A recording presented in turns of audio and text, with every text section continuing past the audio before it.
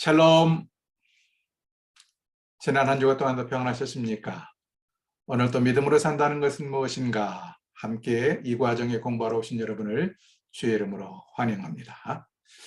우리는 지난 8번 동안 믿음으로 산다는 것은 무엇인가? 여러 각도에서 지금 생각을 해보고 있는데요. 오늘 또 역시 믿음으로 산다는 것은 무엇인가? 오늘은 믿음으로 산다는 것은 더불어 걷는 것이다 라는 주제로 함께 생각해 볼까 합니다. 한번 따라해 보실까요? 더불어 걷는 것이다. 네. 믿음으로 산다는 것은 더불어 걷는 것입니다. 믿음으로 산다는 것은 제목이 뭐라고요? 더불어 걷는다. 여러분 한번 물어보겠습니다. 혼자 걷는 것이 편하고 싶습니까? 누군가하고 함께 걷는 것이 편하고 싶습니까? 글쎄요, 사람에 따라서는 다른 답이 나올 수 있겠지만 제가 생각한데 혼자 걷는 것이 훨씬 편합니다. 남 신경 쓸 것도 없고 다른 사람과 보폭 맞출 필요 없고 다른 사람과 똑같이 시간 속도 맞출 필요 없고 얼마나 쉽습니까? 그러나 함께 걷는다는 것은 나 중심으로 살아서는 안 돼요. 함께 가는 사람과 맞춰야 될 것이 참 많습니다. 운동회 때 이 두 사람이 발을 묶고 이렇게 빨리 달리기를 흔히 우리가 많이 하죠. 두 사람이 발을 묶고 달릴 때 어떤 어려움이 있습니까? 첫 번째로는 마음이 일치가 돼야 돼요. 마음이 일치가 되지 않으면 가다가 서로 넘어지고 엉킵니다. 두 번째로 마음만 일치되면 되느냐? 보폭이 일치해야 됩니다. 보폭의 크기가 일정해야 두 사람이 똑같아야 넘어지지 않고 빠른 속도로 달릴 수 있습니다. 세 번째로 또 뭐가 있을까요? 타이밍이 일치해야 됩니다. 발을 떼는 타이밍이 똑같아야 된다. 한 사람은 천천히 떼고 한 사람은 빨리 떼도 역시 서로 엉키고 넘어지게 된다 하는 것이죠. 그래서 더불어 걷는 것은 혼자 걷는 것보다 훨씬 더 복잡하고 어려움이 있습니다. 그럼에도 불구하고 더불어 걷는 이유가 뭐냐? 그것은 시너지 효과가 있기 때문이다. 시너지 효과가 무엇입니까? 전도서 4장 9절부터 12절에 시너지 효과에 대해서 말씀을 하고 있는데 시너지 효과는 두 개 이상의 개체가 함께 모여 있을 때 두 개 이상의 단순히 둘이면 두 개의 효과를 보는 것이 아니라 이거보다 훨씬 더 많은 효과를 나타내는 것을 시너지 효과라고 말합니다. 그러니까 산수로 따지면 시너지 효과는 1 더하기 1은 2죠. 그것은 시너지 효과가 아닙니다. 1 더하기 1은 2가 아니라 4도 되고 10도 되고 곱하기다. 더하기가 아니라 곱하기의 효과가 나타나는 것을 시너지 효과라 이렇게 설명할 수가 있겠습니다. 혹시 여러분 볼 베어링을 만드는 과정을 목격하신 적 있나요? 볼 베어링. 지금은 볼을 만들 때 다 주조품으로 찍어냅니다. 그래서 그 볼 베어링 자체가 깨어지게 돼요. 힘이 없어서. 근데 옛날에 초기에는 단단한 볼 베어링을 만들기 위해서 이런 구슬을 만들기 위해서는 어떻게 했냐면요. 네모지게 철을 잘라요. 네모지게 철을 잘라서 큰 통에 넣고 돌립니다. 그럼 이 각진 이 쇠조각들이 그 안에서 서로 수없이 많이 부딪히면서 모난 부분이 달게 됩니다. 달아요. 그래서 둥글둥글해집니다. 그러면 이것이 얼마나 단단한 볼 베어링이 되는지 모릅니다. 요즘은 이런 볼 베어링을 보기가 쉽지 않아요. 다 주조로 찍어내기 때문에. 이것이 바로 잠언 27장 17절에서 말씀하는 겁니다. 철이 저를 날카롭게 하는 것 같이 사람이 그 친구의 얼굴을 빛나게 하느니라. 혹시 볼 베어링 만드는 것을 보지 못했으면 톱날을 켜는 것 아니면 칼날을 세우는 것 이런 거 보셨나요? 톱날을 켜는 것도요. 이 다른 날카로운 쇠붙이로 각을 줘서 계속해서 비벼댑니다. 한 칸 한 칸을. 그러면 그것이 날카롭게 다시 연마된다 하는 것이죠. 칼을 갈 때도 마찬가지입니다. 이것처럼 철이 철을 날카롭게 하는 것 같이 사람의 그 친구의 얼굴을 빛나게 한다. 그래서 우리는 믿음이란 혼자가 아니라 함께 걷는 것이다. 더불어 걷는 것이다. 이렇게 설명을 하는 것입니다. 우리 인생에 꼭 필요한 네 부류의 사람이 있습니다. 그러니까 나 혼자가 아니라 누군가의 도움이 필요한 더불어 걸어야만 되는 네 부류의 사람들이 있다 하는 것이죠. 첫 번째는 내가 따라갈 모델입니다. 내가 따라갈 모델, 우리 삶의 롤 모델을 누구로 삼느냐 하는 이야기죠. 모델이라고 쓰시고 성경을 보실까요? 빌립보서 3장 17절 보면 형제들아 너희는 함께 나를 본받으라 이렇게 말합니다. 본받는다. 모델을 우리 순수한 말로 말하면 뭘까요? 본이라 본뜬다, 본받는다. 본을 아시죠? 밑그림. 형제들아 너희는 나와 함께 나를 본받으라. 또 우리로 본을 삼은 것 같이 그대로 행하는 자들을 보이라. 보이라 하는 것은 눈여겨보아라 이런 뜻입니다. 세번역 성경으로는. 그러니까 너희는 나를 본받고 뿐만 아니라 우리를 본받는 사람들을 눈여겨보아라 이렇게 말합니다. 우리가 따라갈 본, 모델이 우리에게는 필요하다. 데살로니가전서 1장 6절도 이렇게 말하죠. 또 함께 시작. 또 너희는 많은 환난 가운데서 성령의 기름으로 기쁨으로 도를 받아 우리와 주를 본받은 자가 되었으니 여기도 본받은 자가 되었다라는 표현이 나오네요. 그러므로 너희가 마게도냐와 아가야 모든 믿는 자의 본이 되었다. 본받는 자가 되었다. 본이 되었다. 이런 말씀들이 나오죠. 우리 인생에 내가 정말 따라가야 될 본이 필요하다. 내가 따라가야 될 롤 모델이 필요하다는 것입니다. 모델이 얼마나 중요한가? 왜 모델이 중요할까요? 어떤 모델이 있어야 그 사람을 본받고 모방하고 흉내내서 결국 그 사람을 닮아갈 수가 있기 때문입니다.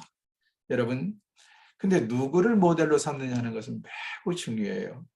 옛날 우리나라 창 중에 동편제가 있고 서편제가 있죠. 이것이 어떻게 나누는지 아십니까? 섬진강에 서서 섬진강을 중심으로 동쪽으로 가면 동편제를 배우게 되고 서쪽으로 가면 서편제를 배우게 됩니다. 그러니까 내가 동쪽으로 가서 동편제 스승을 만나면 나는 동편제를 따라하게 됩니다. 서쪽으로 가서 서편제 스승을 만나면 서편제의 창법을 따라서 소리를 내게 된다. 전혀 다른 모습으로 결과가 나타난다 하는 것이죠. 미술도 마찬가지잖아요. 예를 들어서 내가 모네를 만났다. 모네에게서 사사를 배우면 나는 자연주의 화가가 될 것이고 반대로 고호에게 사사를 받았다면 나는 사실주의 화가가 되겠죠. 그래서 내가 어떤 사람을 내 모델로 삼느냐 하는 것은 매우 중요합니다. 나의 미래에 매우 결정적인 영향을 미칠 수가 있다 하는 이야기예요. 우리에게 누구에게 있어서나 사람은 모델이 있어야 되지만 가장 근본적인 모델은 누굴까요? 그리고 보편적인 모델은 누굴까요? 바로 예수 그리스도이십니다. 그래서 요한복음 13장 15절에서 뭐라고 말씀하시죠? 내가 너희에게 행한 것 같이 너희도 행하게 하려 하여 본을 보였노라. 우리 주님께서. 우리 주님은 누구에게나 보편적인 본이 되십니다. 우리의 1차적인 궁극적인 롤 모델은 바로 우리 예수님이십니다. 그러나 여러분, 우리가 살면서 예수님만 롤 모델로 삼을 수는 없습니다. 예수님은 우리의 궁극적인 모델이시지만 그 외에도 인생을 살면서 내가 따라가야 될 모델이 필요합니다. 여러분은 누구를 모델로 삼고 있습니까? 두 번째 필요한 부류는 뭘까요? 나를 가르칠 멘토입니다. 멘토라고 쓰십시오. 멘토. 멘토는 사실 사람의 이름이죠. 그래서 로마 신화에 보면 오데세우스 왕이 전쟁터에 나가면서 자기의 아들 왕자를 자기 친구인 멘토에게 맡기고 갑니다. 여기서부터 온 이름이 사람 이름 멘토가 그냥 일반 명사화 돼서 무슨 우리말로 말하면 코치 또는 감독 이런 정도의 뜻이 되겠습니다. 나를 가르칠 코치, 감독이 우리에게는 필요하다. 잠언 15장 22절을 현대인의 성경을 한번 읽어볼까요? 시작. 조언을 해주는 사람이 없으면 계획한 일이 실패하여도 조언을 해주는 사람이 많으면 계획한 일이 성공한다. 그렇죠? 나를 조언해주는 사람, 코치해주는 사람이 있으면 나는 성공한다. 그래서 코치가 중요하다, 멘토가 중요하다 하는 이야기입니다. 잠언 19장 20절도 뭐라고 말합니까? 남의 충고를 귀담아 듣고 훌륭한 사람들의 가르침을 잘 받아라. 그러면 네가 지혜롭게 될 것이라. 남의 충고를 잘 받고 훌륭한 사람들의 가르침을 받는 것, 훌륭한 사람들의 코치를 잘 받는 것, 감독을 받는 것, 이것이 너가 더 지혜롭게 되는 길이다라고 말씀하십니다. 자, 그렇다면 이 멘토에 대해서 조금 더 생각해 보겠습니다. 어떻게 멘토로부터 유익을 얻는가? 어떻게 하면 나는 멘토로부터 유익을 얻을 수 있는가? 참고로 이 이야기 전에 왜 멘토에 대해서 제가 이렇게 길게 설명하느냐? 여러분, 모델과 멘토를 구별한다면 어떻게 구별할 수 있을까요? 모델은 꼭 나와 개인적인 관계를 직접적인 관계를 맺는 사람이 아닐 수도 있습니다. 예수님께서 우리의 모델입니다. 삶의 모델입니다. 또는 뭐 내가 이순신 장군처럼 뭐 충성심을 나는 이순신 장군을 내 삶의 모델로 삼는다. 가능해요. 또는 뭐 율곡 이 선생을 내 모델로 삼는다. 가능해요. 우리는 그분의 전기나 그분의 생애를 통해서 간접적으로 그분을 나의 모델로 본으로 삼는 것입니다. 그러나 멘토는 그게 아니라 정말 살아계신 분, 나와 친분이 있는 분, 개인적인 관계가 있는 사람을 멘토로 삼는 것입니다. 그래서 모델보다도 어떤 면에서는 멘토가 훨씬 더 중요한 위치를 차지하고 내게 실제적인 영향을 미칩니다. 그래서 오늘 멘토에 대해서 조금 더 깊이 보게 있는 것입니다. 자, 어떻게 나는 멘토로부터 유익을 얻을 수 있겠을까? 어떻게 하면 멘토로부터 유익을 얻을 수 있을까? 몇 가지를 살펴보죠. 첫 번째는 그에게 물음으로써 나의 멘토에게 계속해서 묻고 지도를 받는 것입니다. 잠언 20장 5절은 이렇게 말하죠. 사람의 마음에 있는 모략은 깊은 물 같으니라. 나의 멘토의 마음속에 있는 깊은 생각과 그의 경험, 그것은 아주 깊은 물 같다. 그럴지라도 명철한 사람은 그것을 길어내느니라. 자, 깊은 물 같은 그의 인생을 통해서 겪어온 경험이나 지혜, 지식, 또 그가 나를 바라보는 판단력, 이런 것들은 정말 나로서는 상상할 수 없는 깊이와 넓이를 가질 수 있다는 것이죠. 중요한 것은 그것을 내 것으로 만들기 위해서 그 감독, 그 코치, 그 멘토를 가까이 하고 계속해서 묻는 열심이 있어야 된다. 관심이 있어야 된다 하는 것입니다. 물을 길어 올리는 수고가 있어야만 물을 마시는 것이죠. 두 번째는 그의 평가를 받아들임으로써 평가라고 쓰십시오. 평가. 멘토의 평가를 받아들임으로써 나는 멘토로부터 유익을 얻을 수가 있습니다. 전도서 7장 5절을 보십시다. 사람이 지혜자의 책망을 듣는 것이 우매자의 노래를 듣는 것보다 나으니라. 지혜자의 책망, 지혜자가 누구냐? 바로 멘토예요. 멘토의 책망을 받는 것이 우매자의 칭찬, 아부를 듣는 것보다 나으니라. 여러분, 나를 깎아 세우기 위한 코치, 감독은 나를 사정없이 몰아세웁니다. 사실 칭찬에 인색하지요. 그리고 내가 한눈 팔지 못하도록 조금만 한눈 팔면 아주 사정없이 야단을 칩니다. 인간적으로는 그 사람이 매몰차고 참 섭섭할지 모르지만 그 감독, 그 코치는 나를 닦아나가기 위해서 오히려 빈틈을 주지 아니하고 더 매몰차게 몰아붙이는 것입니다. 예를 들어서 박세리의 코치 또는 무슨 김현아의 코치, 이런 사람들이 적당히 그냥 선수들을 봐줬다고 한번 가정을 해보세요. 그러면 그렇게 유명한 세계적인 선수들이 나올 수 있을까요?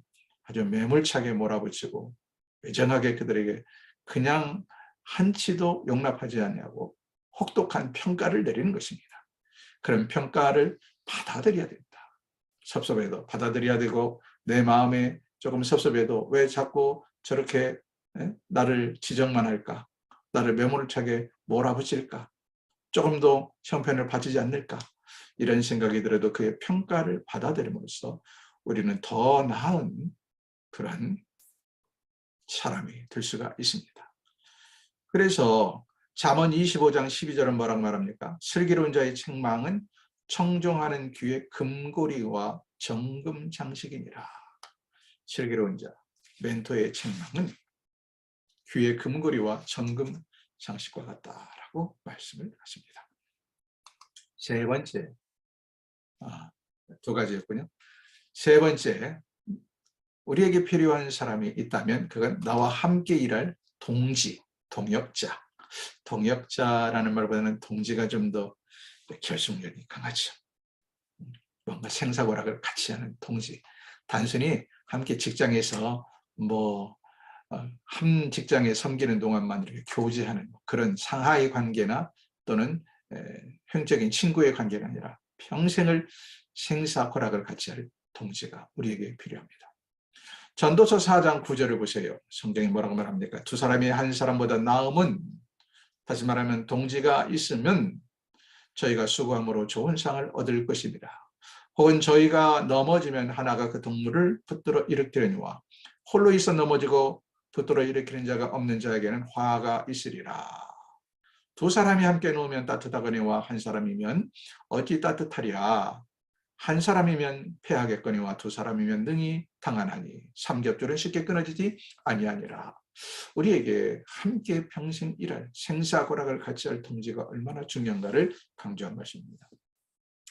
여러분, 사실 그 성공한 사람들을 보면요, 정말로 생사고락을 함께한 동지들이 있었어요. 좋은 예인지는 모르겠지만 모택동을 생각하면, 모택동의 공산혁명을 일으키고 대장정을 성공적으로 일으킬 수 있었던 일은 뭡니까?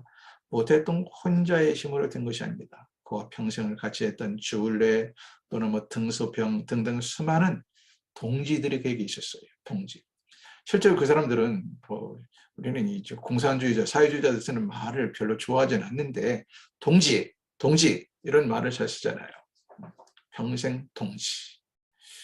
로마서 12장 5절도 보세요. 이와 같이 우리 많은 사람이 그리스도 안에서 한 몸이 되어 서로 지체가 되었습니다.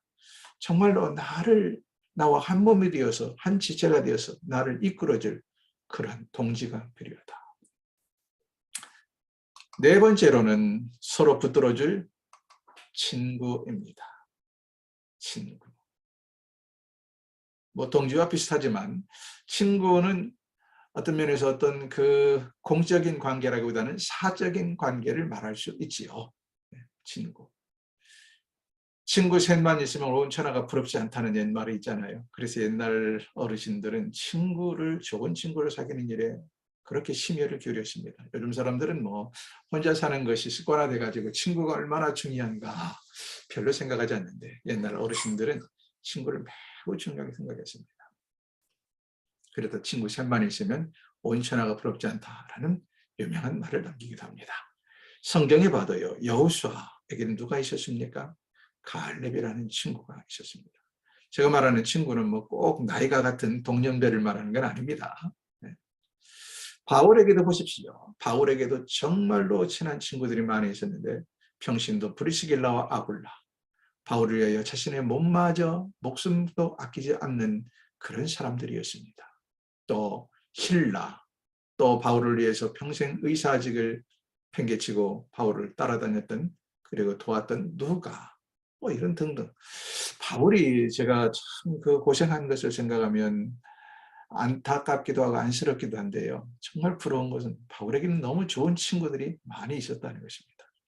제가 목회하면서 늘 느끼는 것입니다. 아무리 힘들고 어려워도 정말로 함께 붙들어줄 친구가 있다면 그 어려움을 이겨낼 수가 있습니다.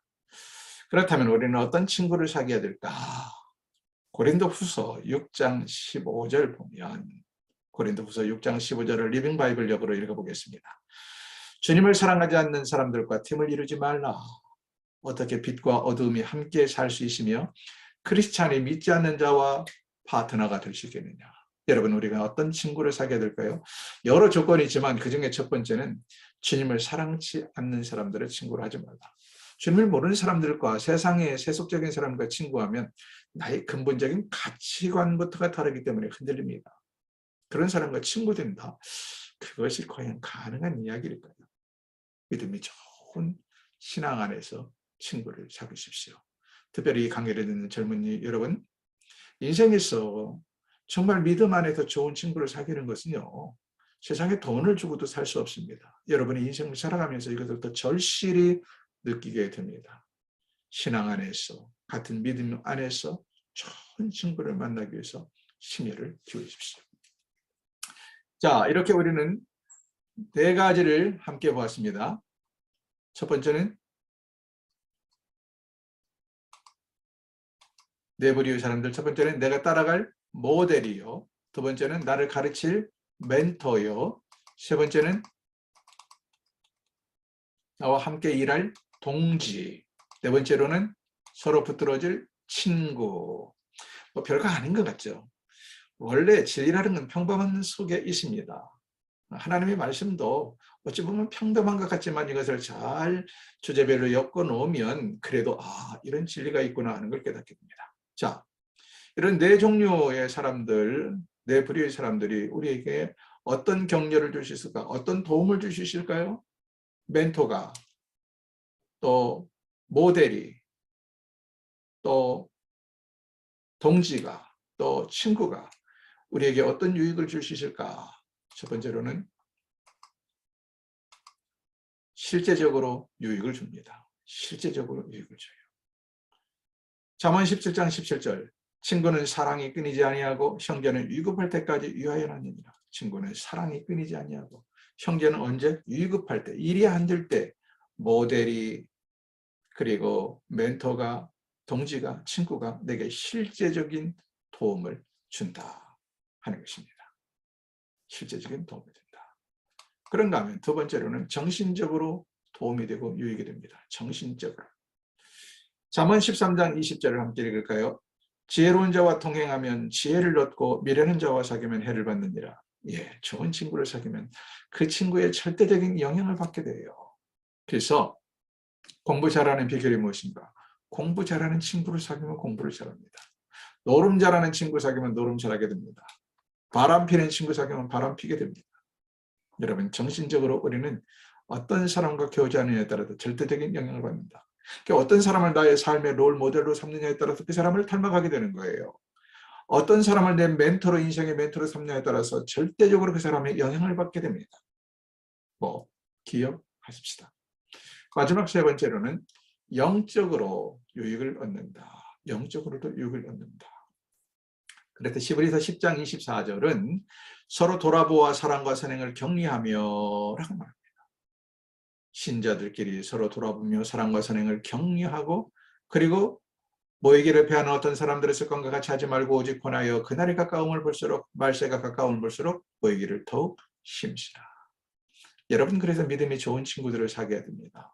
믿음이 좋은 사람을 나의 동지로 두어야 합니다. 나의 멘토로 두고 모델로 삼아야 됩니다. 그래야 내가 영적으로도 구체적으로 성장하고 성숙하게 된다. 고린도전서 15장 33절 보세요. 속지 말라. 악한 동무들은 선한 행실을 더럽히나니. 그러나 사실 우리 인간관계를 보면 어떤 사람을 가까이 하느냐에 따라서 나의 미래가 결정되는데도 이 젊은 날에는 아이들이 그냥 그런 것 따지지 않고 단순히 의리라는 것 때문에 쉽게 잘못된 사람도 가까이 하는 경우들이 있죠. 여러분, 어떤 친구를 둬야 합니까? 신앙의 친구를 두십시오. 이제 마지막으로 제가 그 엘리야 이야기를 잠깐 하고 마치겠습니다. 성경에 보면 엘리야가 엄청난 영역을 가지고 있고 엄청난 능력을 행했던 사람이죠. 3년 6개월을 가뭄에 종집으로 찢기도 하고 그런 기적을 일으켜서 죽은 아이를 살리기도 하고 까마귀를 통해서 먹을 것을 공급받기도 하고 참 놀라운 이적을 많이 행한 탁월한 선지자입니다. 그러나 이런 선지자도 오늘 우리가 배운 것처럼 더불어 걷는 자가 없었어요. 더불어 함께하는 롤 모델이 없었고 멘토가 없었고 동지가 없었고 친구가 없었어요. 성경을 보십시오. 엘리야가 함께 나오는 사람 누가 있는가? 늘 외로웠어요. 외돌토리였어요. 그러다 보니까 이런 엘리야도 결국은 어떻게 됩니까? 지칠 때가 오더라. 그래서 그는 로뎀나무 밑에 누워서 하나님, 나 여기서 차라리 죽는 게 낫습니다. 라고 기진맥진하고 번아웃되는 것을 보게 됩니다. 사랑하는 여러분, 오늘 우리가 배운 건 너무 단순합니다. 믿음으로 산다는 것은 더불어 걷는 것입니다. 더불어 걷는 것. 우리가 더불어 걸어야 될 사람 많이 있지만 우리의 삶의 롤 모델을 정하십시오. 롤 모델. 그분이 죽은 사람이든 현재 살아있는 사람이든 상관이 없습니다. 롤 모델을 정하셔서 그분의 삶을 본받으십시오. 두 번째, 이거보다 더 중요한 건 나를 제대로 이끌어줄 멘토, 코치, 스승을 만나는 것입니다. 그분을 통하여 나는 깎이고 닦아나가야 됩니다. 그런가 하면 세 번째로 평생을 함께할 동지를 만나십시오. 동지. 직장 생활이든 사회생활이든 학교 생활이든 평생을 함께할 동지. 그리고 넷째로는 내 개인적으로 함께 생사고락을 같이 할 수 있는 친구가 필요합니다. 특히 이 험난한 세상 살면서 친구가 얼마나 중요한가는 절실히 느끼게 됩니다.